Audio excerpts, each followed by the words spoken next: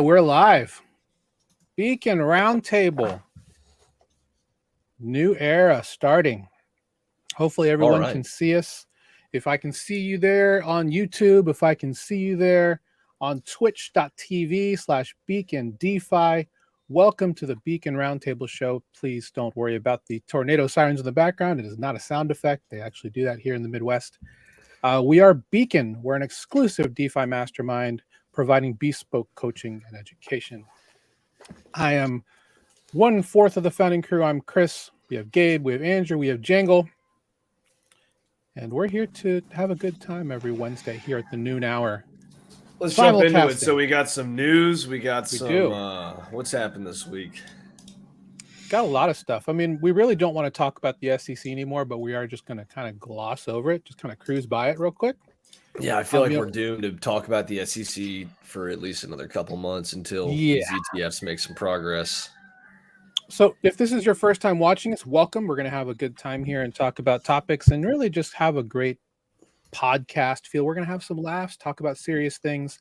But right now we're going to talk about the SEC for a quick second. Bitcoin spot ETFs, not around. Futures are because of the CME, Chicago Mercantile Exchange. There's a couple of those, but BlackRock has put up an ETF. Who else, Jangle? Oh man, Fidelity, ARK, Invesco, Wisdom Tree. Yeah, Wisdom Tree. A whole bunch. So yeah, I mean, do we have headlines to pull up? I mean, this has all been going on for a long time, so I don't want to give the whole backstory from scratch here. No, essentially the only real thing the only real thing to talk about is that the SEC said that those filings were quote unquote inadequate over the last week. And so they have re-beefed up those filings, and they are all now aligned with Coinbase as their SSA agent for this. So go ahead, Gabe. Yeah, a lot of the Coinbase or a lot of the BlackRock ETF, all these ETFs that got filed, they had crypto exchange as the defined exchange. So they didn't actually have a name of an exchange in there. And now a couple of them have refiled using Coinbase as the exchange. So far, BlackRock and I think Fidelity have not resubmitted. So we're still waiting to see which exchange they're going to name when they resubmit, which will be very interesting to see. But yeah, like Jangle said, there's a couple that have refiled with Coinbase. Coin has been doing pretty well off the back of those news. But yeah, that's the current state. Yeah. So I think the main thing to keep in mind is that the SEC is supposed to be a neutral agency, so it would be a humongous scandal for them to approve a BlackRock ETF but not approve all the other financial firms ETFs that have applied that are similar sort of applications that have no material differences between the applications. So it's like it would get the attention of Congress. It would get the attention of a lot of the major players in the financial space if the SEC was being blatantly favoritist towards one firm or the other. So, that's why for the last, 2 weeks or so, the space has been rallying pretty heavily off of the BlackRock ETF news because they pretty much have a 500-to-1 ratio on approval rates on their ETF filings.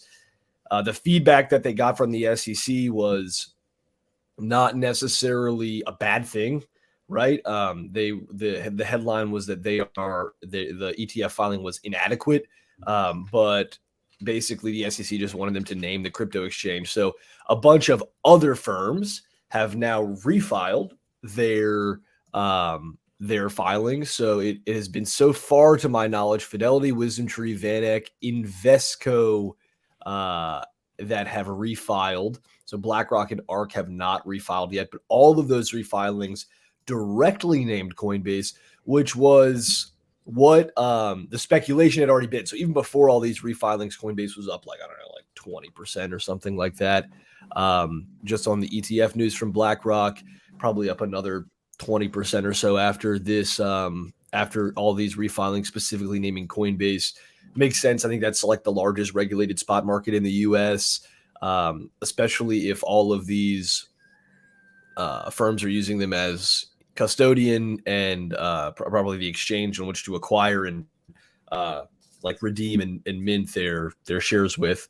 The backing is on Coinbase. It makes sense. I think it's the largest place for them to do so. So yeah, we'll see how this pans out. We'll probably be talking about this every week for the next, like, I don't know, 3 months. There was, Even though we've there was been doing kind it of for a the past meme 3 months going on. anyway. Yeah, there was kind of a meme going on with there was some news last week. I think FTX announced or said that they likely had found 7 trillion or something, or 7 billion in 7 billion. liquidity. Yeah, and they were hoping to relaunch their international exchange. And there was a meme going on that BlackRock was waiting for them to relaunch so they could name FTX as the exchange that they're Baseless speculation. Of course. I doubt that's actually going to happen. I doubt it's going to happen. Yeah, that would be crazy. It might be some sort of like five-head great publicity move, though, right? Like that could actually turn out really well. For who? Yeah, for who? For BlackRock, of course. I don't know about that. Well, I mean, with BlackRock deals with serious people, and serious people don't believe in FTX. Well, to be fair, like what was FTX is now scattered in a million pieces, right? They are pretty much, I mean, it's in, what is it, custodianship, or it's like it's all of its assets belong to the bankruptcy procedures. Yeah, point, it's so in the middle of like a new bankruptcy CEO. procedures, And They have a very serious looking CEO now who looks really good in a suit. yeah, but he's not in the running exchanges, business. He's in the bankruptcy, untangling the mess of what happened and trying to recover as much for the bankruptcy procedures as possible. That's like his specialty, right, John Ray? Yeah, he's the one on the horse taking all the tree branches to the face as everyone follows behind him type deal. Yeah, I know, but I mean his I think he's getting paid a lot. I think it's been like $250 million or something in lawyer fees. I'm kind of pulling that number out of thin air. I heard it's high. It's a lot of zeros attached to it. The lawyers are the ones who are really eating, but still $7 billion.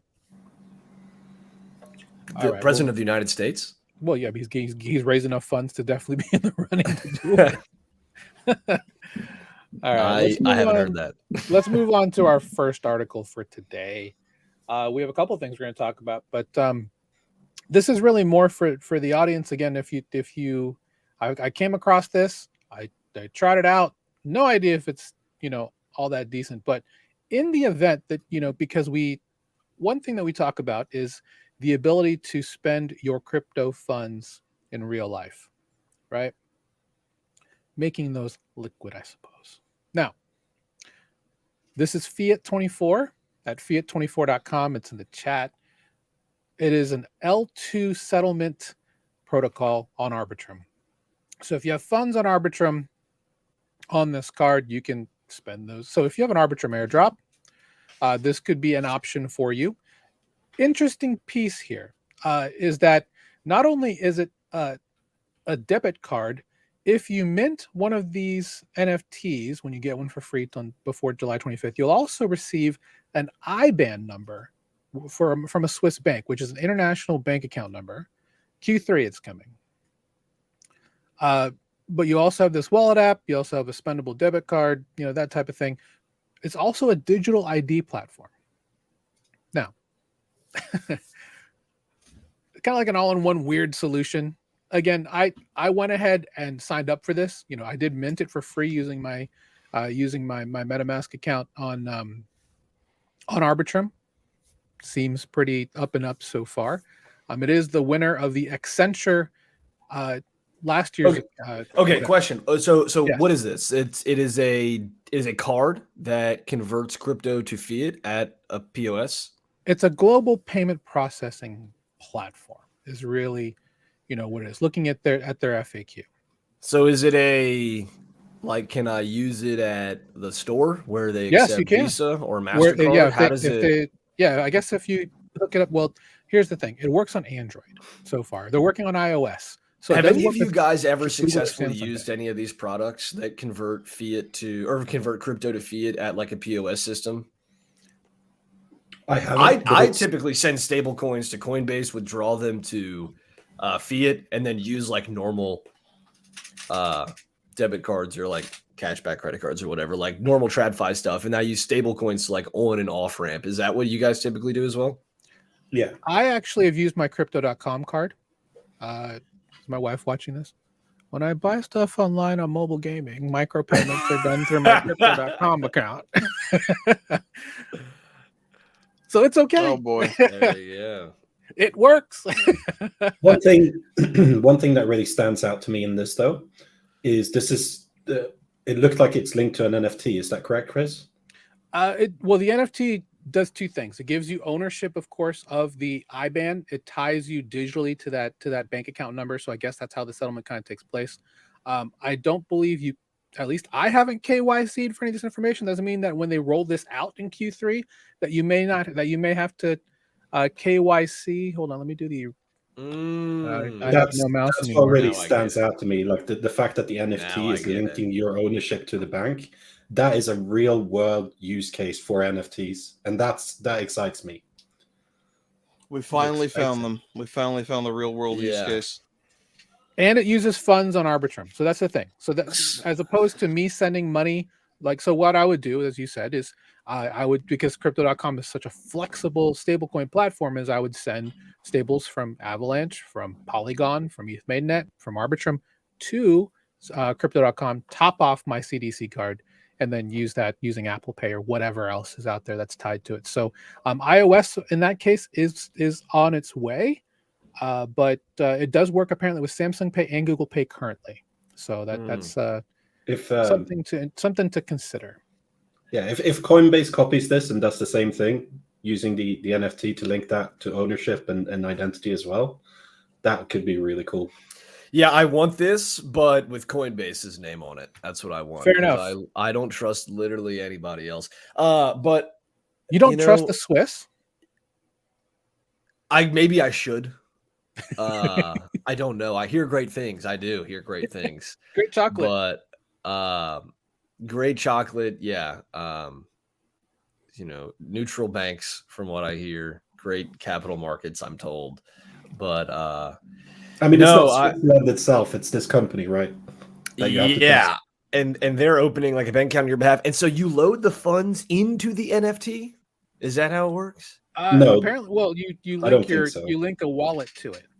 You link a wallet to the NFT, and that NFT is access to a bank account? In Q3, yes. But currently it'll settle funds, using that NFT to that address to then settle in, I believe let me double check here. Yeah, I don't need another bank account. So it's cool, Jangle.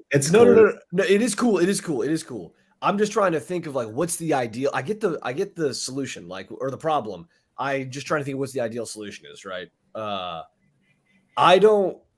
What I want is on Apple Pay or a physical card would be awesome to be able to spend stable coins that I have on Arbitrum or ETH that I have on Arbitrum and converts it into stables and then USDC or whatever, or to fiat or whatever. But I would like to, through Apple Pay or through a card, be able to spend crypto that I have sitting on a self-custodial wallet and just have that conversion to fiat instantly take place. And if I have to send it to a centralized exchange first and like top it off, like that's okay. I'd rather not.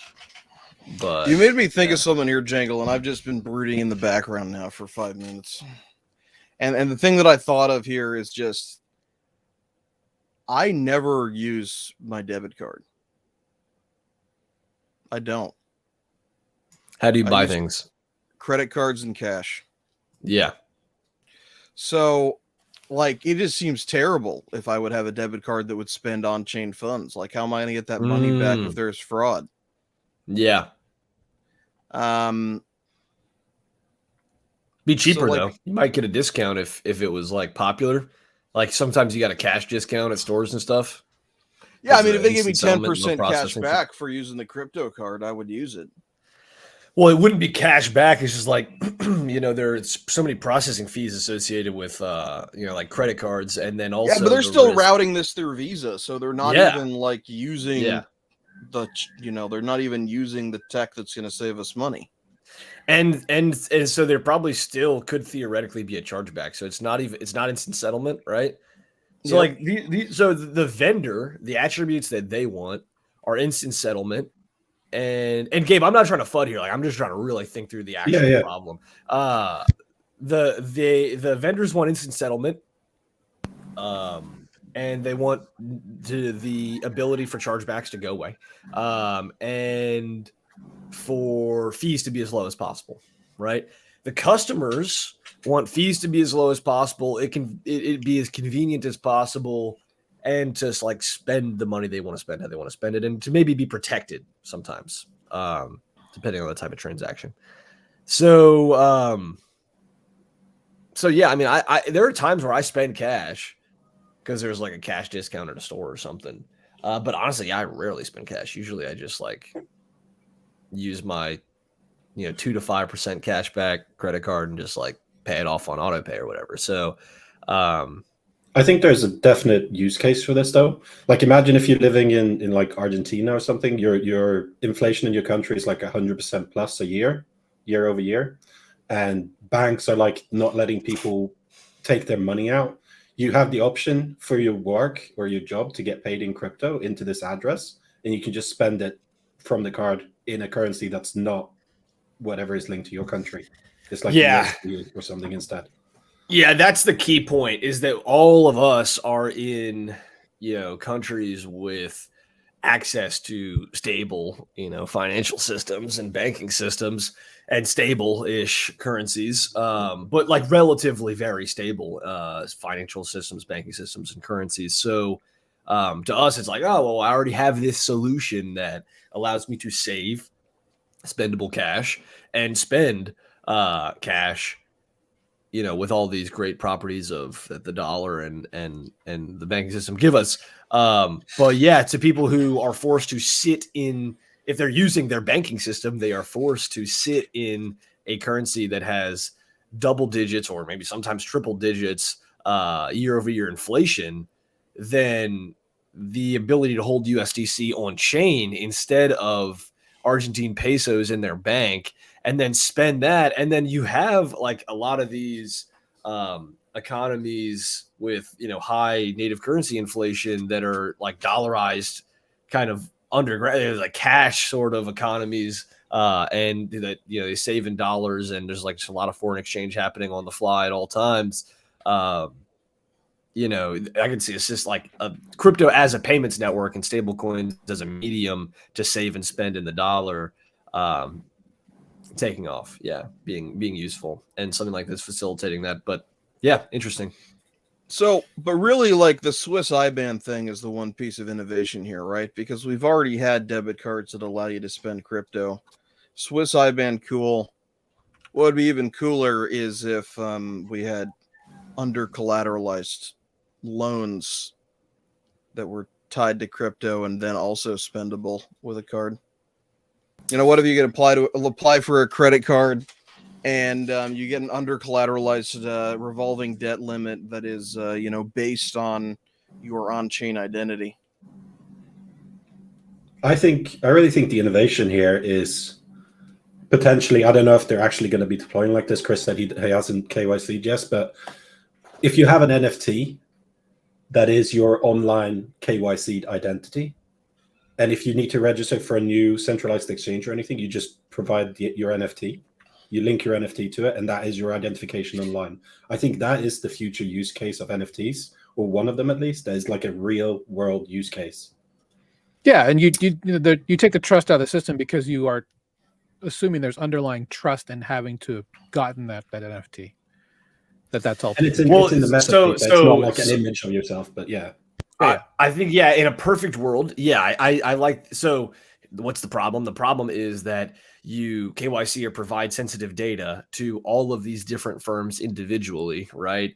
And then any one of those firms can have a data breach, which causes issues for you, right? And all the sensitive data that you've given them. So why give your sensitive data to dozens of different firms and services when you could give your sensitive data to one extremely high security firm that then basically abstracts that into an NFT that says, hey, you know, this person, this public address has this token that maps back. You check it against, you know, their database. Yep, maps back to a person. Maybe this is their rough geographical location. Maybe this is some metadata about them, or whatever high level stuff, but approves you for KYC for certain financial services without having to risk your actual data to every single service that you KYC with. I understand that. Here's the humongous issue with that right now, right? People already have, like, identity theft's already a concern. In a world where we can, like, issue new social security numbers, I suppose you could have some lengthy process or some process where you know, delete an NFT or not delete it, but nullify it in that KYC sort of issuers that their records. But if you have your private key stolen or lost, like that's bad, right? And we still haven't figured out really like massive self-custody solutions for self-custody solutions for the masses. So yeah, that's the big issue I see.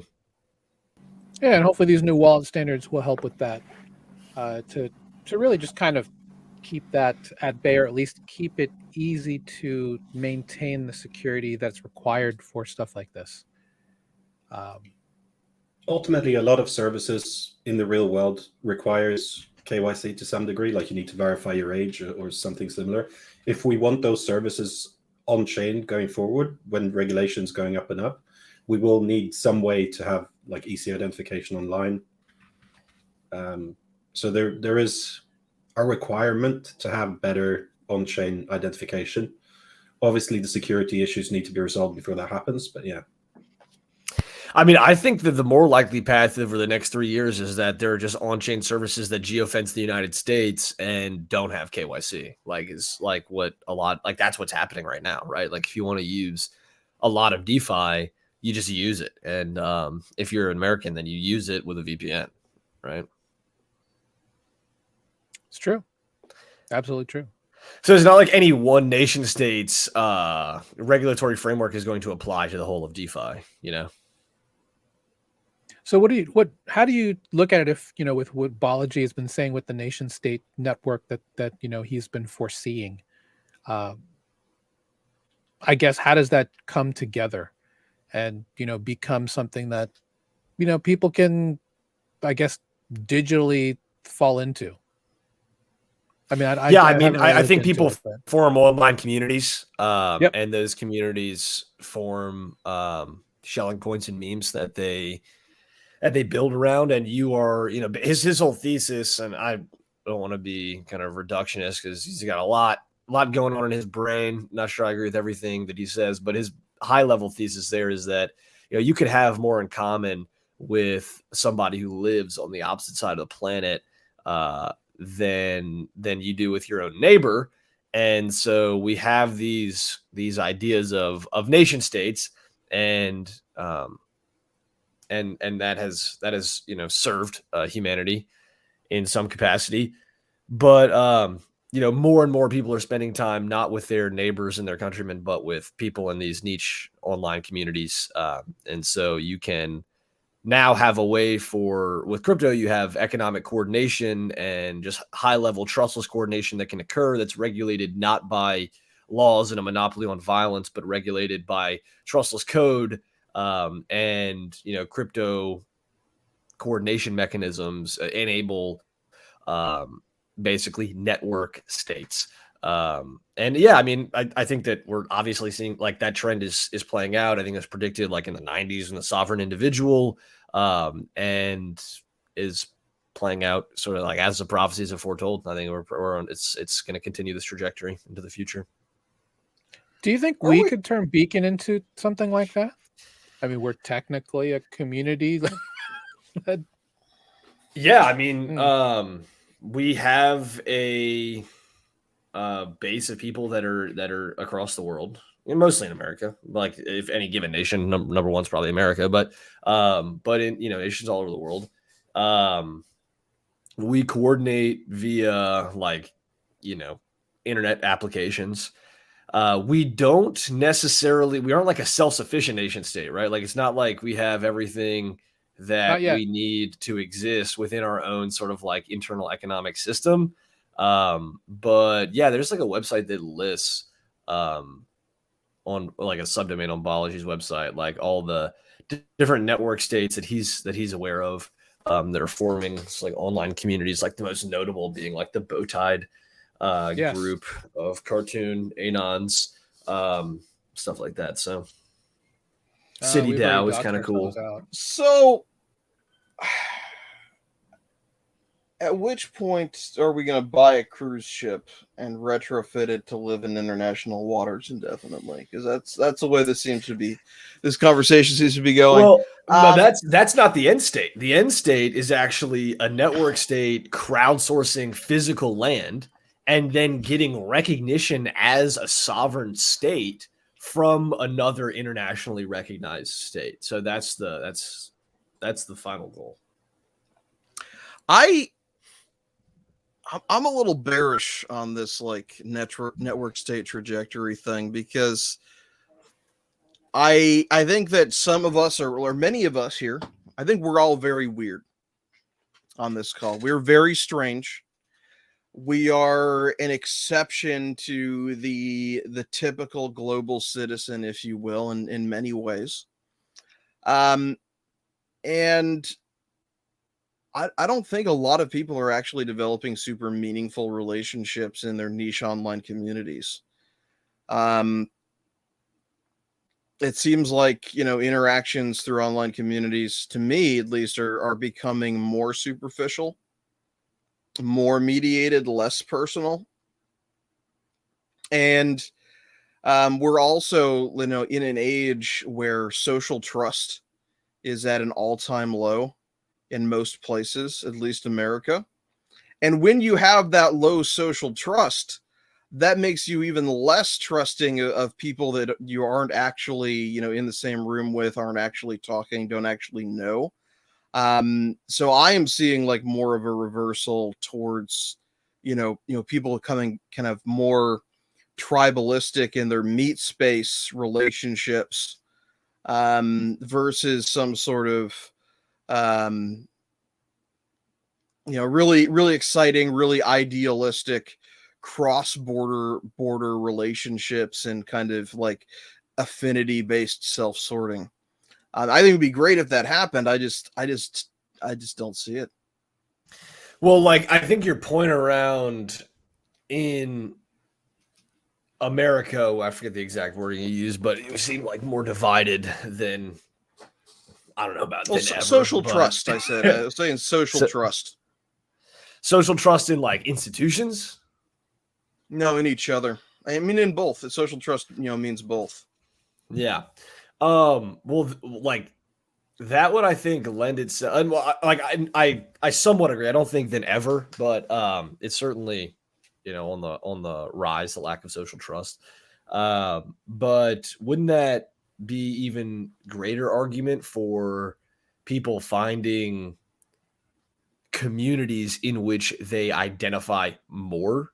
Because when you look at the state, right, especially a nation as large as the US, like there are so many different ideologies. And yes, there is like supposed to be a core foundational set of ideologies that unify all Americans in like the Bill of Rights and the Declaration of Independence. But like it feels like sometimes there isn't that common value system. And that's what causes a lot of like social strife and distrust between, certain groups of people and certain institutions. So wouldn't it make sense for people to find that foundational value system in other communities? Like, right. I think it would make sense if they were able to find real connection with those people and actually believe that they're real people.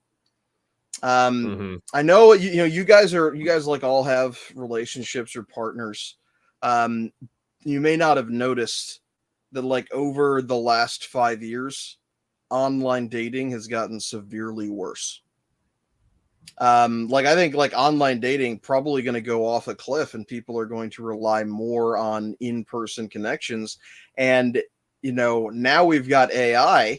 Is Oh the my. person you are talking to actually even a person? There we got Tyler, AI deepfakes. Yeah. Yeah. Getting catfished by a robot. Like Hate to there's, see it. I just think, like, I'm in love with a there's Mev bot. The Terminator Part 2. I have made, I've developed tons of relationships online, virtually, however you want to frame it. Probably, since you were like about 9 years old or something, Jangle. I'm actually probably younger. Actually, you may have been 4 when I made my first friend online. And it honestly, for whatever reason, it seems to be getting worse.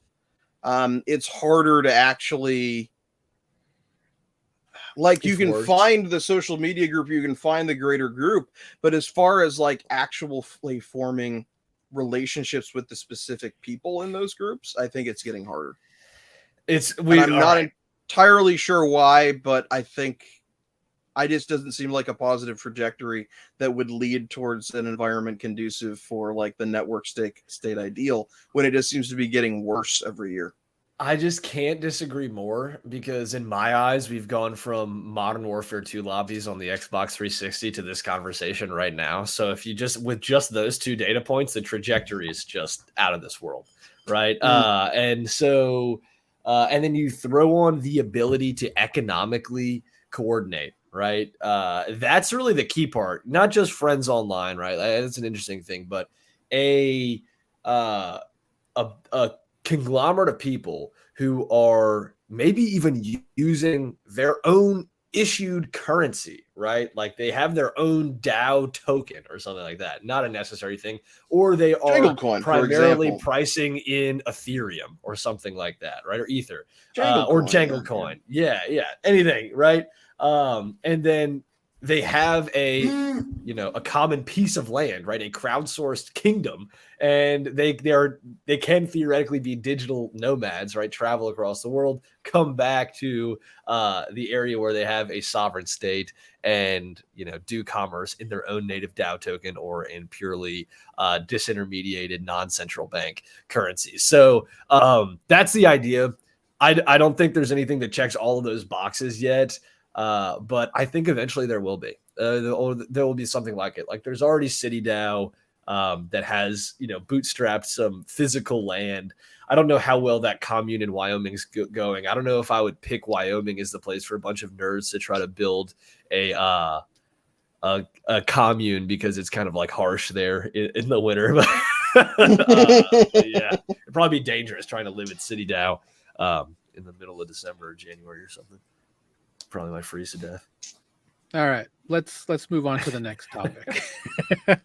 Because we were talking about security, and we're gonna get a little serious here and kind of double down on some security things, mainly because this exploit happened to someone who was very, very deeply entrenched in the AVAX NFT ecosystem. So the fact that someone has to come up with a tweet saying, well, it finally happened. Just not the right thing to say. The damage here is that, 2 very prominent, up and coming NFT projects now have their treasuries wiped out. Not the Scarlet Waifu DAO. Not the Scarlet Waifu DAO, but I was talking about MechaVax. MechaVax is actually pretty dope. Oh my god, you can't say that, Chris. 2 of the most prominent NFT projects. I'm just saying, Scarlet Waifu DAO. In terms of their communities, don't go that way. But I'm just saying. Oh my gosh, dude. But here's the part that's worse, is that he got phished on that wallet because he was doing research on a protocol. So no, yeah, this is a fumble. This is a total. Yeah, this is a huge fumble, a very expensive, huge fumble, which doesn't. It's not that, and the worst part is that it's not his funds. It's not that huge, though. I mean, what is AVAX like? $10 or $15 a coin? It's right. Like $1,500 or something worth of AVAX. Understand? 300 AVAX from Other Wallet. Okay. Yeah. I don't know how big the MechaVax treasury was, but right. But I'm saying in terms of, well, I mean, they have like 7,000 NFTs, and it was 5 AVAX to mint each one or something like that. So Yeah, but were they really worth we're- that? He said he lost It doesn't matter. 350k worth of funds. Why? Exactly. My question there, the comment below, he lost everything that wasn't on cold storage or like in a hardware wallet, I assume. So why wasn't it in a hardware wallet? Well, they also talked about having, multi-sigs for some of these treasuries. And it's like, well, yeah, it's just a really bad mistake. I mean, the comments are just like hopium, but at the same time, I'm like, no. If you are a founder or if you're a prominent person, actually, it doesn't matter. You should be using a hardware wallet. Do not practice proper wallet separation techniques and risk mitigation. This does not happen, especially to people in this community where we have drilled in their head from day one that you do not do things like this. You do not go and speculate with the wallet you're farming.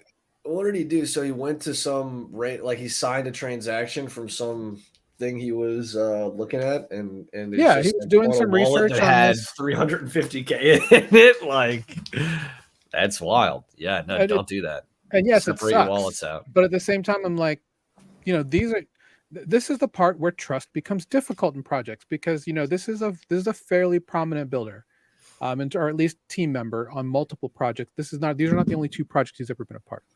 Yeah, you should not trust anybody in this space to not be malicious or extremely incompetent. Like, you should just assume everybody is either out to get you or at some point will do something so absolutely stupid that any trust you put in them can be exploited by some party, right? So,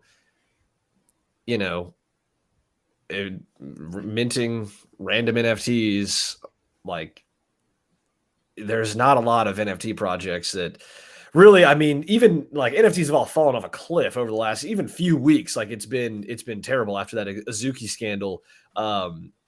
There are very few NFT projects that are actually going to continue to exist and ship any sort of culturally significant things over the coming years.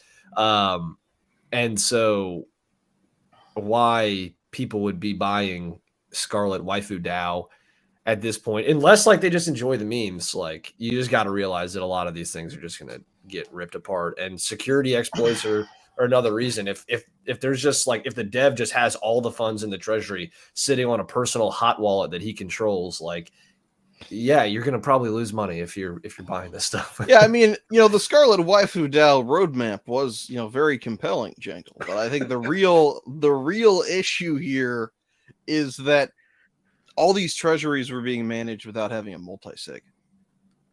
On some devs, like what seems to be, maybe it wasn't a hot wallet, like maybe it was a hardware wallet secured seed phrase, but it doesn't matter if you're signing whatever. Like, yeah, it's just held by one dev. Yeah, that's nuts. Another thing to note here is what percentage of these instances does the actual person getting exploited create the malicious website to begin with, just to get the funds out and just post this tweet and ride off into the sunset? Yeah. Oh no, the treasury got hacked. Sorry, I was controlling it all and it just got drained. My bad. When you're the hacker. Yeah. Because that definitely happens. I'm not saying it happened here, but it definitely does. Like, some percentage of it is going to be intended. Yeah, no, it could totally be intentional. Don't sue me, Prometheus. Yeah, same. We're just trying to outline what the point of all this was, not to talk about the projects. The point was to talk about the security concerns. Don't trust. I meant everything I said. Scarlet Waifu DAO had a very, very compelling roadmap. Fair enough. But now it's but all essentially, over. Yeah, I mean, it's like, and a lot of, I've seen a lot of other things too, where people are like talking, people are just talking about, that's great, but how can I do it on my phone? Don't do DeFi on your phone, please. If you take anything away from this call, proper wallet security, risk mitigation, wallet separation, and don't do DeFi on your phone. I mean, unless you like losing money. I mean, it's a free country. It's a free world. That's true. It's a free DeFi. Network state, in the network state, if you really want your Jangle coins to get rugged, that's on you. That's a great question for Bill. Are hacks tax deductible? Is that technically a realized loss? Yeah, I mean, I would assume so. Yeah, I would assume so, but ask an accountant. Yeah. I mean, if you lose money, not tax advice. If you get robbed, is that tax deductible? I think Andrew's left to go find out. I'm gonna ask GPT. You're gonna chat GPT. Never been robbed, so I don't know. What if you get rugged by Andre? Is that? I'm almost tax-deductible? wondering if it becomes like a people's court show that's run by a GPT prompt. I feel like there should be a specific line in the tax code for being rugged by Andre by now. Andre Cronje from Phantom. Okay, according to GPT, as of September 2021, the IRS no longer generally allows deductions for personal theft losses. By the way, not tax advice. I am simply reading ChatGPT's response. This is made under the Tax Cuts and Jobs Act of 2017. Pish posh. Before that, you could deduct the value of theft losses to the extent they exceed 10% of the adjusted gross income under itemized deductions. Since the 2018 tax year, personal casualty and theft losses are only deductible if they incur a federally declared in a federally declared disaster area. So ask your CPA is the real answer. Fair enough. Makes sense. Fraud is going up and up and up. So they can't be losing that tax revenue based on it. I know. Yeah, exactly. Oh, they're going to protect that all day long. Watch that. How else are we going to make these interest payments? Exactly. Got to have some more Especially kids now too. Kick the can the one Fed more is generation. completely unprofitable. All right, moving on to the next talking point. This is interesting. New standard to mitigate DeFi hacks, ERC 7265, enables DeFi protocols to integrate a circuit breaker to prevent drainage of all tokens from a smart contract. Literally meaning you can program in a rate limiter when you're withdrawing tokens so that if your protocol gets yoinked or exploited. This is not live on Ethereum. No, this is just a proposal. Yeah, this is an EIP for an ERC. But it's interesting. I hope it gets for their sake, especially for things like Prometheus. Would this have protected Scarlet Waifu DAO though? That's what the people really want to know. Well, that was on some shitty Alta one, so I'm sorry. I'll let you do your thing, Chris. Sorry to the AVAX community. You're not a shitty. I know. Alta I'm all one. sad tromboning for AVAX. Like Wonderful execution environment. Bad tokenomics. I'm kidding. By the way, Jangle's going to say that for every single blockchain that is not Ethereum or an L2 of Ethereum. Hey, I'll say for L2s, optimism. Metis? Great execution environment. Bad tokenomics. Metis, didn't they have like a bridge hack recently? Didn't they get absolutely obliterated? We're going to talk about that? No, it was a protocol. No, okay, never mind. Was not farming on Metis. Yeah, so for those who don't know, EIP stands for Ethereum Improvement Proposal. ERC, had to re-Google it. What does that stand for again? Ethereum Request for Comments? No way. Yeah. That doesn't stand for that. ERC is basically a standard for doing things. EIP is a proposal to upgrade Ethereum. So I don't know. This is an interesting proposal. I think people will debate it. I don't think it's worth us spending too much time on a proposal unless it has a really high probability of eventually finding its way into an upgrade. So maybe once it's scheduled for an upgrade. Yep. I think for the 4844 upgrade, the list of EIPs that are included in the next Ethereum upgrade have already kind of been, for the most part, solidified.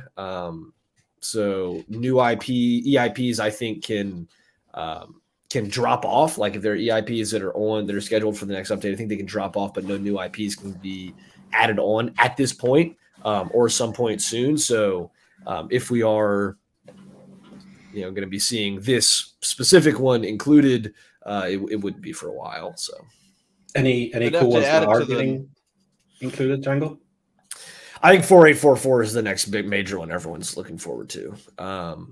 And we can maybe do some research on what other EIPs are going to be hitching a ride on that next upgrade. That's for the proto-deck sharding, correct? Yeah, usually with Ethereum hard forks, there's one major EIP that's driving the bus, and then a bunch of other EIPs jump on. And if they're not 100% ready by the time the major one's ready, maybe they drop off. But yeah. All right.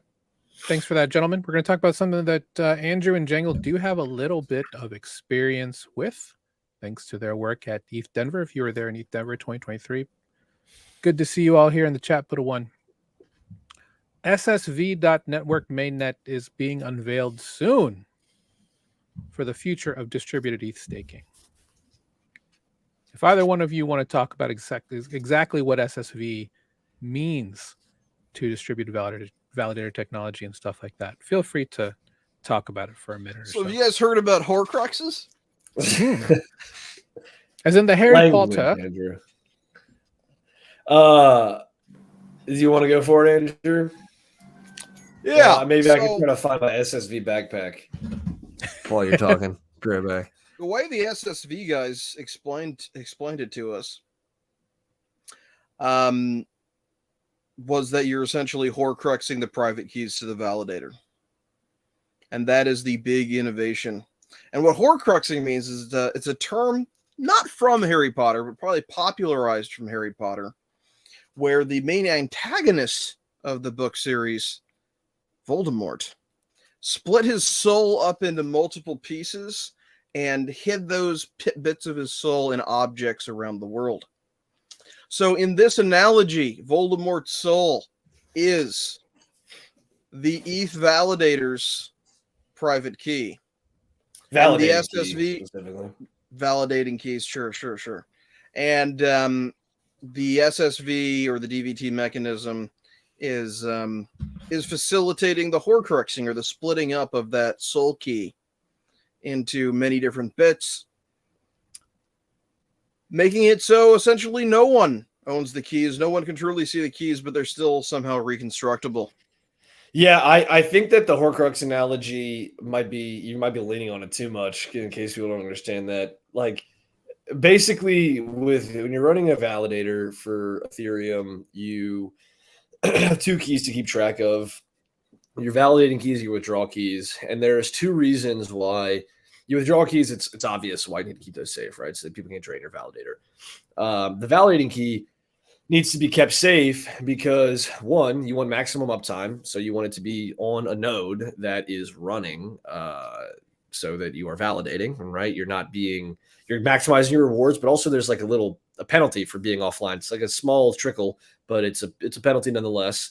So you're not only losing rewards, but you're losing your principal if you're offline. So you need to keep high uptime, but you also don't want to split that validating key on multiple live devices, because if you double spend and propose twice for the same block space or like slot, then you could be slashed, which is a significant penalty because that could be used as a method to attack Ethereum. So how do you solve that problem, right? How do you maximize your uptime and minimize your slashing risk? Well, you take your validating key and you spread it kind of, well, you give it to multiple nodes within, like, so it's kind of like a consensus network within one specific validator, right? So you got multiple nodes that are running the same validating key, but they have to come to a consensus to actually do it. So if one drops off, if one device has downtime, then that validator is still running. It's still able to propose blocks and attest and yada yada.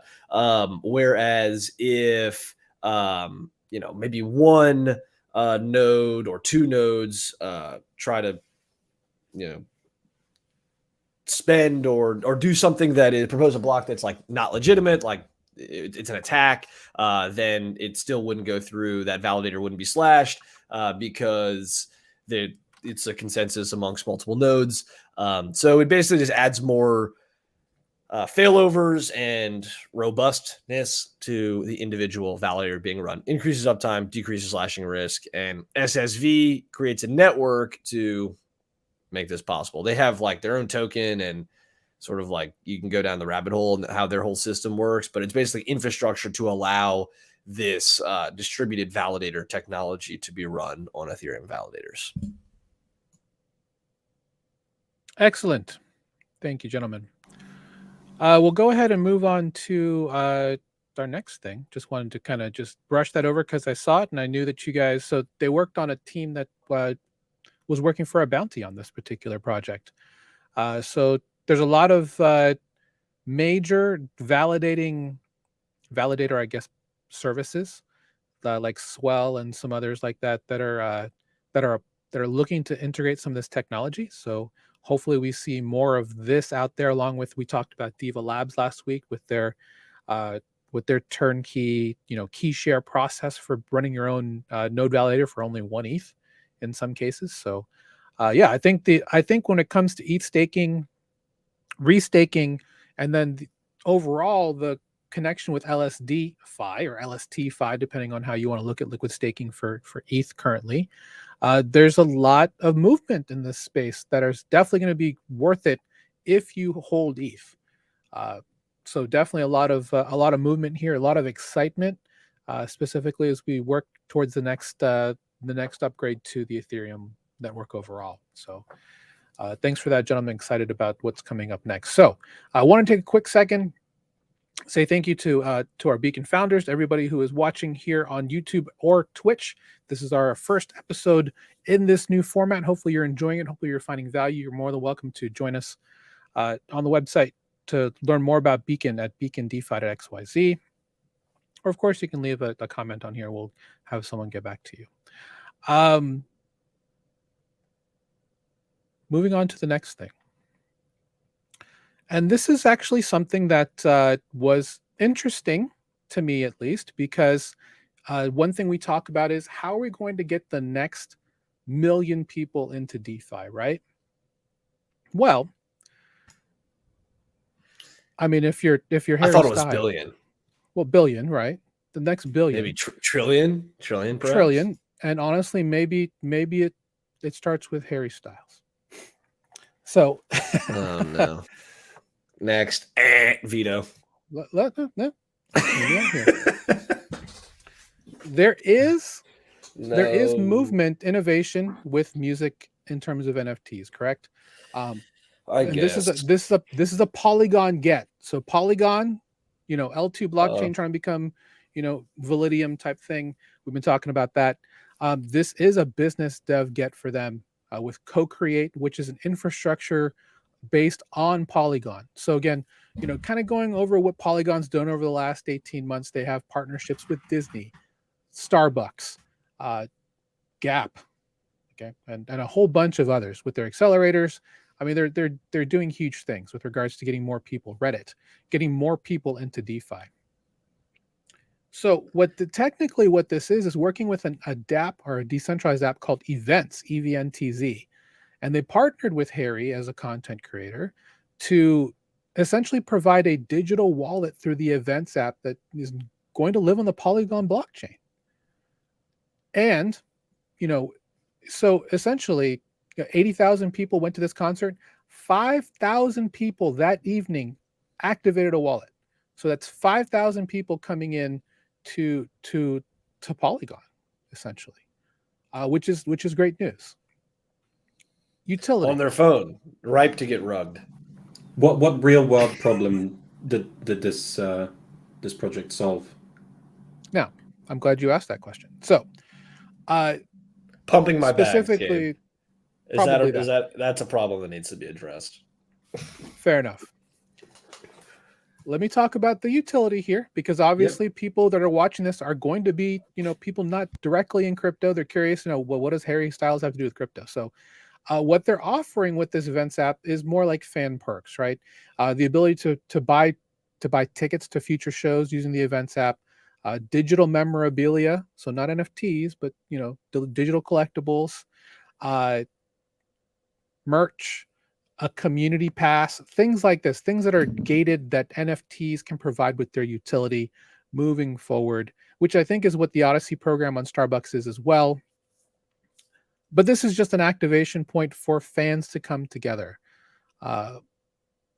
essentially bringing more people into the space. Whether they know that or not, that's a different story, right? So if we're able to let's say, take all these members and find a way to get them into MetaVault or Uniswap or something like that, That obviously is not happening right away, but it opens infrastructure for more activations like this to happen in the future, and it's happening on Polygon. Now, we can Do you talk think about we can fan get them tokens. into the Scarlet Waifu DAO? Probably so. But okay, so you're listing utility here, Chris. Yeah. Merch, stuff like that. This isn't a problem. They're not solving a problem. This is just hype. Yeah. And sure, they got 5,000 people to make a wallet, but is that going to matter ultimately? Probably not. They need to solve a real world problem. If we want to onboard a lot of people into crypto, we need to solve real world problems and give people a reason to get into crypto beyond hype. Yeah. Hey, disintermediating Ticketmaster. I'm cool with it, right? Like, I get it. Just don't like. I'm trying to find a politically correct way to say this. Don't like pretend to be more than you are, right? Like, the self-custodial and disintermediated settlement nature of NFTs as a way to build a persistent sort of log of your interactions with a content creator, influencer, musician, artist, whatever. It has value, right? Like, listen, I listen to an artist on Spotify. If I'm in their top 1% of listeners, then before they announce their tour, Spotify sends me an email. It says, hey, whoever, Justin Bieber or whatever, obviously I'm in his top 0.1%, is appreciates you being a super fan. So you get access to buy these tickets first, right? Like, that's the thing Spotify already does, right? Like, that is a cool use case. And then in a world where creators of any kind are building and launching digital products, and you have a persistent self-custodial way to prove your engagement with those digital products that aren't dependent on one company like Spotify or something in my previous example, like, that's cool, right? We're still in the early days of that. And then you combine that with, okay, Ticketmaster and I don't know, what are these other like event companies that sell tickets? Like, they take actually like really large fees. So if you could just mint, like, if everybody was crypto experts, then or we just built the appropriate user experience on top of it, you could issue tickets like an NFT mint, and you could literally take the fees to zero, right? The creator and issuer, maybe they have to pay some sort of agency to help them facilitate the issuance and distribution of those tickets. But like, if everybody was plugged into the Web3 infrastructure, then instead of many artists paying like literally millions of dollars every tour they do to ticket distribution logistics, like, that could be dropped like to nothing, right? So there's benefit to it. There's utility to it. The problem is, obviously, like I said in the beginning of this call, we haven't figured out self-custody for the masses yet. Like, that's the glaring issue. These people probably, a lot of them download this wallet. They have no idea what a private key is. Like, if they put anything significant on there, like, it would eventually get rugged, right? It eventually get stolen because they don't know how to manage their security. And so we need to build sort of like custodial entities on top of these disintermediated self-custodial rails that abstract away all these complexities and can facilitate these things for a lot cheaper than the traditional like Web 2 predecessors. Like, a great example is, if I want to send somebody USDC, there's like on Arbitrum or something, there's like no transaction fee. It's a very low transaction fee. Even if I send $10 million, if I want to pay somebody $10 million with Stripe, I'm going to pay a lot in processing fees, right? It's like 3% or whatever.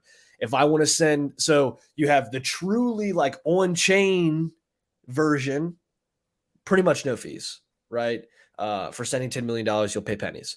You have Web 2 for sending $10 million, you'd pay, I don't know, 3% or something, right? And then you have Web 3, right, built on top of these permissionless rails, but still abstracted by companies, something like Coinbase Commerce, where instead of paying 3% or nothing, you pay 1%, right? They take a much lower fee. They still take a tiny fee, but they're built on top of these rails that are so efficient and cheap that it makes sense for them to cut the fee of the Web 2 competition by like 60% or 70% or 80%. So that's where I think the utility comes from in things like this is taking Ticketmaster's fee from, I don't know what it is, 5% or 10% of ticket sales, something crazy, to 1%. And that company that brings it down to 1% is able to do so because they build out the infrastructure that connects the users and connects the artists and creates a marketplace for them to come together and do this whole ticket infrastructure in a way that enables a lot more functionality and that is like super easy to manage and actually like offers a lot of cool perks, like the whole like persistent reputation of interaction with that artist. And they can bring the prices down because they don't have the It's same not fees. that bad, right, Gabe? If you treat this like a fan, also maybe possibly extending it to like a digital wallet, like we talked about with Fiat 24, where, you know, now you start using NFT utility to now have a way to pay someone very easily. You know, you see another fan like, oh, that's a really cool bracelet. I'll give you $5 for it. You send that $5, you know, using the rails on Polygon through the events app or something between you and that fan. You both happen to have the app, you know. Do the NFC bump thing, and that all happens. And yeah, like I said, it's muddy, right? But the fact that there's companies taking the initiative to start bringing more normal activities into on-chain type of infrastructure, I think is really cool, and something that is, you know, something that will be worth seeing over the next 24 months, specifically with you know, Audius and some of these other NFT type of, you know, activities. Now again, this really wouldn't have been news if this was just an app made for like indie buskers, right? That you see performing on the side of the train stop or the subway. But the fact they got Harry Styles to do this, big news, right? Yeah, So, I mean, Harry well, Styles. is not- Polygon biz dev strikes again. A it's golf exactly what it is. platform, Matic do Polygon Matic biz things. dev. So, all right. So we're to our time for the roundtable for this week. I just wanted to say thank you for everybody who's watching. Thank you for everybody, obviously, here on the panel. We're going to be shaking things up. We're going to have new voices on here, rotating people in and out moving forward. If you have anybody you think would be a great fit to talk to us on the panel and some of the things we talk about, feel free to reach out. We love feedback. You know that we act on feedback. You know, for anyone who's in the mastermind, we do have some other calls today. Town Hall is going to be at the top of the hour. Next hour, we're going to talk about mindset and practice and you know, becoming a better yield farmer. I think that's going to be a really great talk today. Jangle's advanced concepts or level 4 is going to be at 7 p.m. Eastern. Jangs, do you have a topic for this evening's call? Secret. You're going to have to come and find out. Again, feel free to join us, beacondefi.xyz, and we'll get you set up with that information. Anybody who's here watching from Beat the Banks, we are relaunching soon. Just so you guys know, welcome back. Glad you're here with us. And yeah, excited to have you guys on this ride as we go to the top in this lighthouse called Beacon. Hey, any closing thoughts, guys, before we head home? Thanks for watching, everybody. Excellent. Good talk. See you next week. All right. Well, as we like to say here, 07. We'll see you later, guys. Have a great day. Enjoy Wednesday. And we're going to need like theme music to outro and everything.